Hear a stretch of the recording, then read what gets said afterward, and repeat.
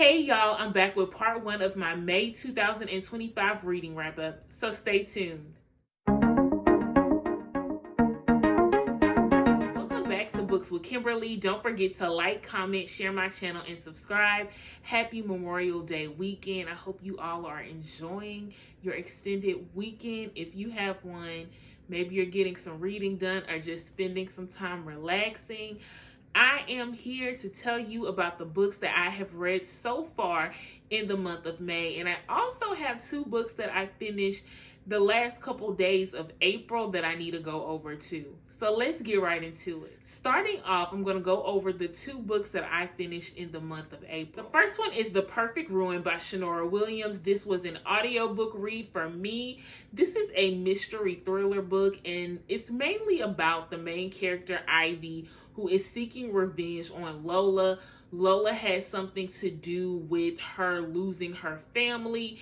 And so as the story unfolds, we see that Ivy is doing everything she can to get close to Lola, Lola's husband, her business, so that she can ruin everything. So there are some secrets revealed, twists and turns throughout the book. Overall, I like this book. I thought it was pretty good, and I do want to read more from this author, so I'm giving it 4 stars. The next book is The Opportunity by T.M. Richardson. This is the 3rd book in the Secret series. Y'all, this book was smutty. It was spicy. Like, it went there. The main character of The Opportunity is Nadine, and she's kind of going through a midlife crisis, I guess. She's in her mid to late 40s, and she finds out that her husband is into some spicy things that she isn't into.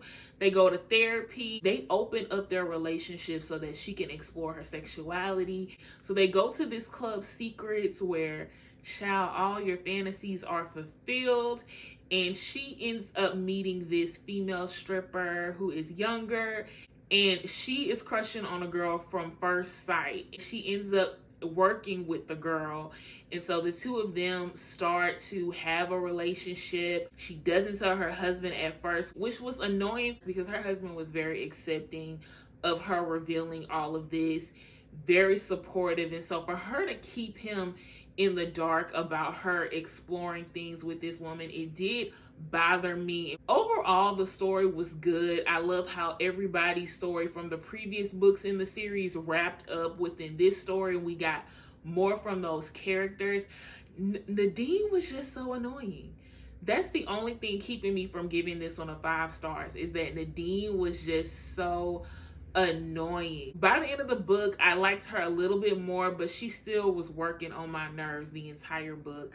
So I'm giving this one 4 stars. It was really good, really spicy. Can't wait to see what T.M. Richardson comes up with next. And this book was released in April, and it was mentioned in my most anticipated reads of 2025 video, and so I am scratching this one off of my list. Now let's get into the books that I've read so far in the month of May. The first book I finished in the month of May is Hellbent by Leigh Bardugo. I read the first book, which is Ninth House, last month in April. Even though I gave Ninth House 3 stars because it was really boring, all the action was at the end, and it left off in a way that had me curious about the next book.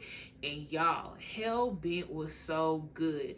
Much more fast-paced, a lot more action, a lot more character development. The main character is Alex Stern, and her group of friends are trying to rescue Darlington from hell. And it is so good because they're uncovering these mystical creatures. They're trying to find ways to open up the gates and get there to rescue him, and they're trying all of these spells, and it was just really, really good and interesting. This is a fantasy dark academia novel, so I really enjoyed it, and I am giving it 5 stars. So let's get into some urban fiction reads. The first one I'm going to talk about is Filth Kings by Masterpiece. This was a dark urban romance, and this is my first time reading like a really dark romance where there's like kidnapping and threatening the other person. Is not sweet or fluffy at all. And I actually really enjoyed this book. It is really crazy. The main character is Angel, in Detavio, and Angel is a blogger, and she is exposing Detavio and his family for all of the cruel things that they do to women. She has women who she's interviewing and getting all the tea on what goes on in these men's mansions and how they treat women. Detavio is the son of Impurity, and so it's like the apple don't fall too far from the tree. Impurity tells his son to get rid of her, to kill her, and so most of this book we have Detavio who is watching her, stalking her, getting close to his prey. She's hating it, but also loving it at the same time. And the both of them have this weird lustful attraction to one another. And when they finally come together, it is a lot. This was a very spicy book. I do love that there was another romance brewing within this story with the character Monster, who's connected to Detavio, and also the character Natavi, who is Angel's best friend. So you get the perspective of all 4 of these characters. There is a second book that I may be reading. I don't know. This one just ended so well that I'm like, I really don't need more or want more, so I may just keep it at this book, and I give Filth Kings 1 5 stars. I really have no critiques. It was good. I enjoyed the story. I never knew what was gonna happen next because it was just a lot of craziness, a lot of darkness, but I enjoyed the story. Now, the next books that I'm about to get into, y'all, I finally started the Delgado series by Jahquel J. I previously read her book 10,000 Hours with a Rich Menace, and I did enjoy it, but people really rave about the Delgado series. And the series starts off with 3 books, Capone 1, 2, and 3. And so Capone 1 and 2, that is where the story is really brewing. The author warns us that it is slow burn. I just didn't expect it to be this kind of slow burn, to the point where I felt like there was a lot of background within these first 2 books, and it was not enough action for me. The story is, of course, about Capone, and Capone is falling head over heels for Erin. Erin is this young woman who lost her parents very young. She is a bus driver, and when Capone sets eyes on her, he says right away that is his future wife. Erin, her whole world is her younger brother Jaden, and so she's trying to just keep him on the straight and narrow path. And then here comes Capone to the rescue to relieve her of her stressor. And it's a lot going on with the streets. A war is brewing between him and Trilla. Capri is the sister of Capone and Capadonna. She's married to Naheem. And Naheem was actually the high school sweetheart of Erin. We get a lot of perspective from Capri and Naheem and the problems that they have within their marriage. All of that unfolds within these 3 books in the Capone series. I am giving Capone 1 and Capone 2 3 stars.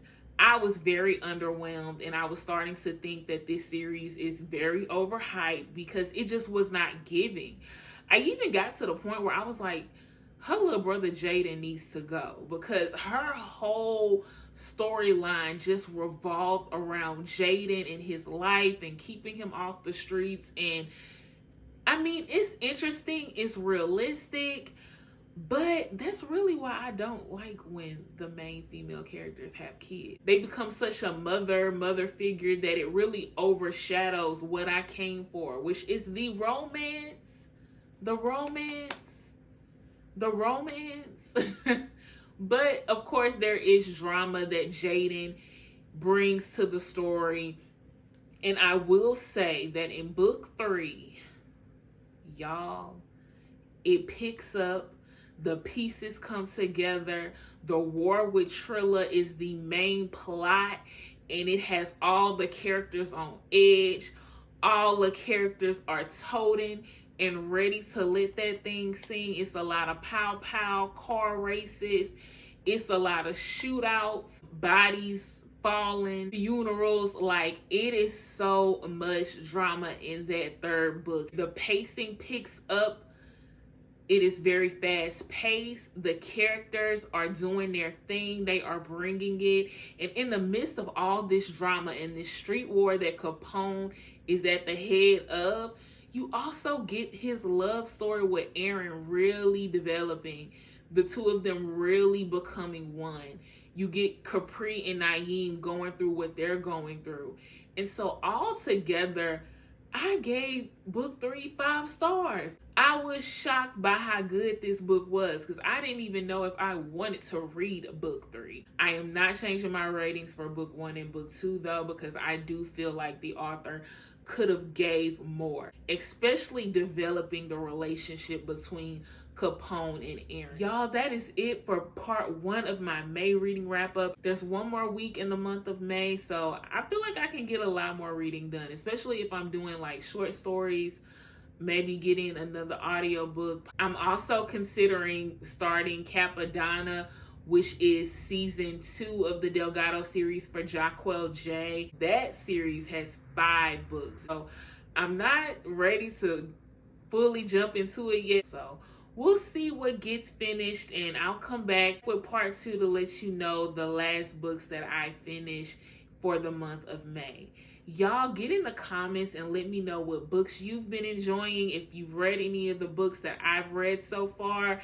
And don't forget to like, comment, subscribe to my channel. And thank you again for tuning in to a Books with Kimberly video.